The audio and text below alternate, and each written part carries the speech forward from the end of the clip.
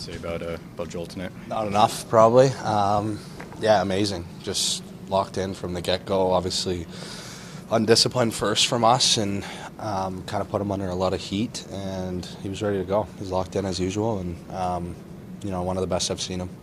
Yeah, just how big was the PK tonight in general, and particularly in that first period? Yeah, huge. I mean, getting out of that first 0-0 was a win for us, and in terms of how the period was going, obviously I got to take some responsibility on myself. A couple dumb penalties, and a couple other ones I think we could avoid. But like you said, PK came up huge, and that's what you need game to game. You need little wins, and PK was a win for us tonight, and they did an amazing job. You said it's one of the best you've seen from Joel, and you've seen him a long time. When he's playing that well, what are you noticing the most about his game? I think just his tracking of the puck. Like, there was a couple in the third period there that I have no idea how he saw it. They had Tkachuk standing there pretty much the whole third, and the guys were just sifting pucks in, and he was getting his hands on it from I don't know how, like I said. So I think just how locked in he was, how well he was seeing the puck, and he might have had more puck touches than me tonight too. So it was just he was locked in, cutting off rims, and obviously almost scored a goal. So he was amazing. Tonight, how did you feel on that? I've seen. Yeah, I felt good. Got into the action early. We got into some penalty troubles early. The PK showed up big. Webb's got us going, and it was good.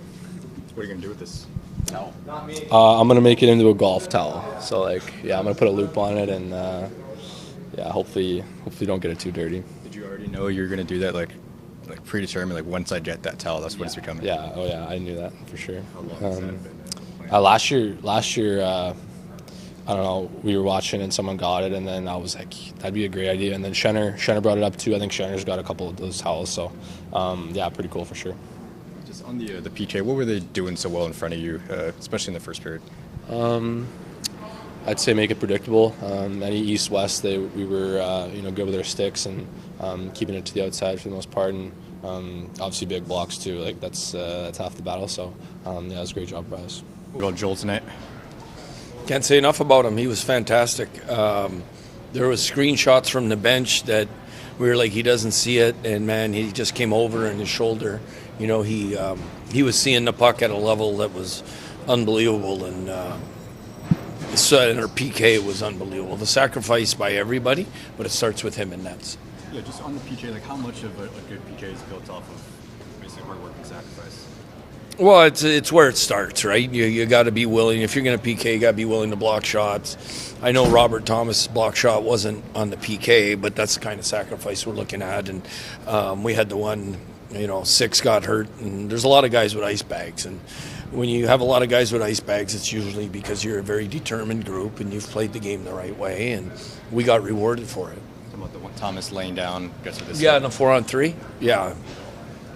Just with Hofer, you mentioned it this morning a little bit, how he's been playing recently. Just how much confidence does that build in your group when he is playing like he is right now?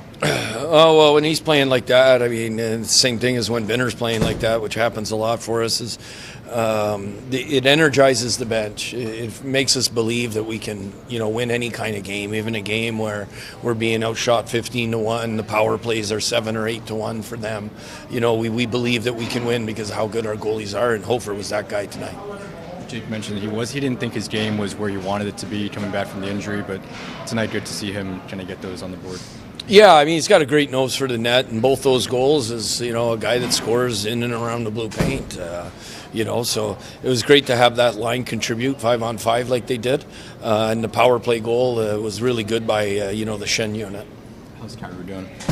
Kyrou's doing okay. I think he's day-to-day right now. We'll have more when we get a picture on him. At the most, we think it's a week to 10 days, but we got to get an MRI when we get back just to make sure. Are you kind of holding your breath on Broberg too when that happens? Yeah, but we saw it was a puck, and it's on the inside of the knee, and the padding, if it hits you right below the knee, it's a stinger, and sometimes you just get drop foot, but it's really painful, but you tend to know that it's going to subside. So we're very hopeful that that's what the case was, and it is what the case was. And again, he was incredible down the stretch, him in 55 on the back end. Yeah, and with the penalties, like when you look at them, did you see them as effort penalties, as undisciplined ones, as not penalties at all? How did you kind of view them in total? Yeah, I mean the high sticking ones. I mean they're bad breaks. I didn't think the Shen one was a high stick, was their own. But I mean that's the calls aren't going to go your way. You're going to have nights where you gotta kill more than you get power plays, and we've had it both ways. That's what happens during the course of the year. I do think we took a couple of penalties that were unnecessary, at least 2, maybe 3.